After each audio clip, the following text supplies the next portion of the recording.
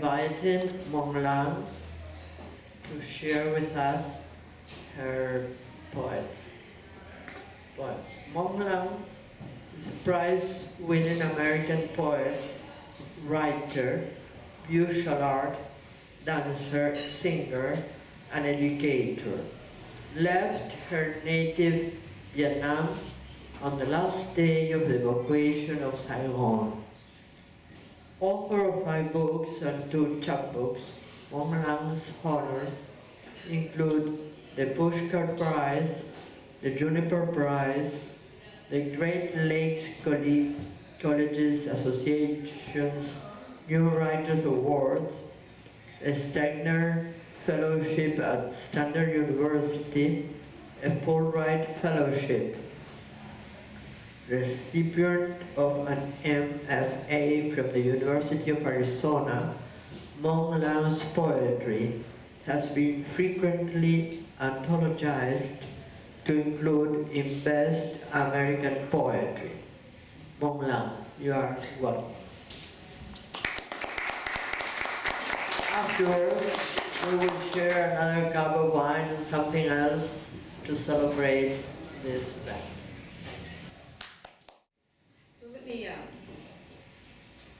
start with some poems that have to do with Vietnam, the country of my birth. And I was born in Vietnam, and I came to the States one day before the evacuation of Saigon. So don't do any quick mathematics. But I went back in 1995 to Vietnam to explore my country of birth, and I will read a poem or two.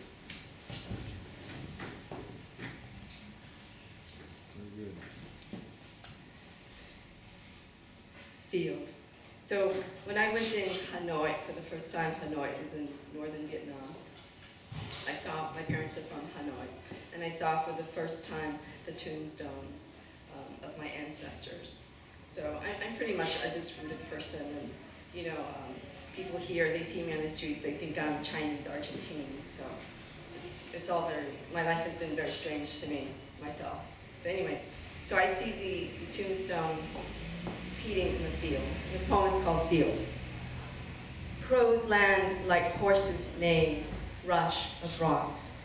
How many buffalo does it take to blow a disaster? How many women to clean up the mess?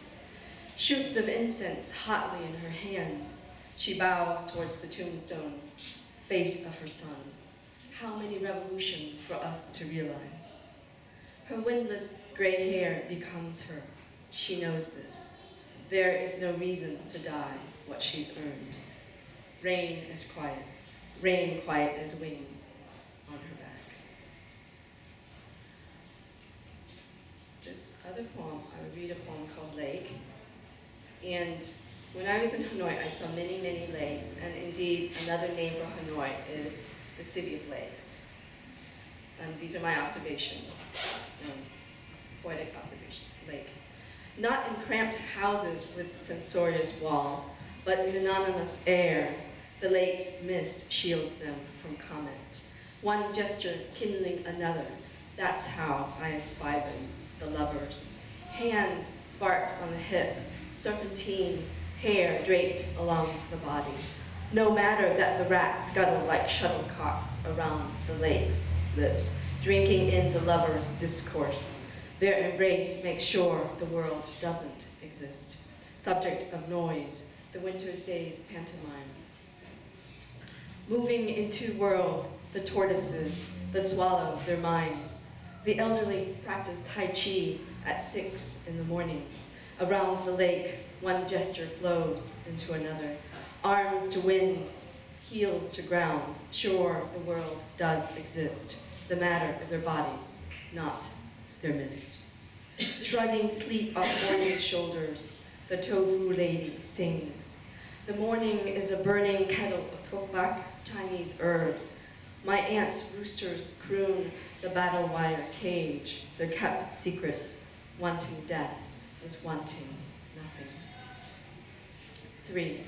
Raging under fog, the kerosene fire, a cigarette fizzing, a female hand. The insouciant days, quiet, burning, like writing, clash of shadows, feet adrift. 4. Rats leap for food scraps around the lake. The northeasterly wind casts its spells, ashes of money burnt at an offering, purling incense. Far away, a shade of dried squid. Burning, children have their butts up in gutters, the fierce motorcycled streets. At the juncture where matter, dreams, and pantomimes begin to speak, you gather from its incandescence your world. That was my first book. It was called Sanskara. So I'll read one poem, or half of a poem, from my second book, called Why is the Edge Always Windy? And you know, I loved the accordion even before I met Roger, and he plays so wonderfully. Thank you, Roger, for accompanying me in that book. And so I would read a poem called Accordion. I'll read half of it, it's quite long. And I was living in San Francisco when I wrote this poem. I was living in this area of San Francisco called the Mission. It's a Latino Hispanic area. Accordion. Mañana flies like molted feathers above the balmy earth. You watch, heads, purple, spiked, points, the muralists, the flashers, idlers, the mariachi stroll, heart of trumpets. Wind throbs fragile under armpits. Mission Street, a mood of gypsy cats prowling. Crack addicts tango, the sly feet, measured hand reaching for pocket. There's the hidden motion, clear as a ghost, a hand trick, holding knife. In the dust of memory, you fight to go back to a simple world of unembroidered desires. Women, their liquid eyes turn heads. Babies protected with vinyl and Spanish. Language cooling the soul, firing intestines. Hidden motion between knife edge and shadow. Residue of chlorophyll of night, expert on insomnia, stretching its feet into bars. The man's face gouged by sun, traffic, and lust. La consejera Magdalena snatches palms. For $10 project a love, a future. Dingy as Saigon. Desires anatomy. In thinking of what might happen, during doesn't exist. Oh, gelatinous night of a pothead's coughing. Romance clings to black hair. Do you see the stricken men, the addicted ladies? Except for the feral cats breeding in the backyard, the house is barren. See that the cat's form is not what is, but attention, perched, waiting to strike. And it goes on. So Mission Street, that was a very colorful area in San Francisco. Then when I was in San Francisco, I fell in love with the tango. And I've been dancing tango for 17 years. I know, don't count the years. But necessary sometimes. So this edition is in Spanish and English. I'll read first in Spanish and then in English. I'll read a few pages and then go on to my love poems to food. Tango tangueando. Moramos en el cuerpo de nuestro saber. Conversaciones del año de dragón. Revelaciones del año de gallo. Nada permanece excepto los ojos que marcan, las manos que marcan. Pájaros abren el cielo. Este sueño, esta revelación, esta lengua del cuerpo que se mueve por la mente. Materia balanceada. Ratas sobre los átomos, engullen maíz quemado, cenizas filtradas del cielo. Durante el invierno caigo en la calma de tus engaños. Los veranos en Buenos Aires me caigo en movimientos de su subterfugio. Un peso se quema, basura se quema, árboles degollados, una economía se quema, movimiento, deseo. We dwell in the body of our knowing, year of dragon conversations, year of rooster revelation. Nothing stays but eyes marking, hands marking, birds opening sky. This dream, this compilation, this language of body, moving through mind, matter balanced. Rats on atoms, gorging on burnt corn, ashes filtered from sky. During winters I fall into stillness of your deceptions. Summers in Buenos Aires I fall into motions of your subterfuge. A peso burns, trash burning, trees slaughtered, an economy burning, movement, desire. El trabajo del acompañante es casi tan difícil como el del líder. El acompañante debe ser ligero de pies, desarrollar la flexibilidad en la cintura, poder disociar el torso y las caderas, ser rápido en responder las sugerencias del líder. El acompañante debe comprender las señales, las sugerencias y debe ser intuitivo. Este trabajo de escuchar es difícil, oracular, en el mundo mundano como en el mundo de la danza. Así que descubrís que en general las mujeres hacen un mejor trabajo de seguir que los hombres. El acompañante debe tener gracia y darse totalmente al aire y a la pareja. El amor no miente, el amor es un sustantivo. Como somos sinceros con el amor que nos empapa. Somos fieles a nuestras almas. Aparte de nosotros, ¿qué somos? De vidas anteriores caímos, existimos intactos. The job of the follower is almost as difficult as that of the leader. The follower must be light on her feet, develop flexibility around the waist, be able to dissociate the upper and lower body, be quick in responding to the leader's suggestions. The follower must understand signals, suggestions, and must be intuitive. This job of listening is difficult, oracular in the mundane world as in the world of dance. So you will find that for the most part, women do a better job of following than men. The follower must be gracious and give away entirely into the air and into the partner. Love does not lie. Love is a noun. Are we truthful to the love permeating us? Are we truthful to our souls? Subtracting us, what are we? From previous lives dropped, existing in tangos.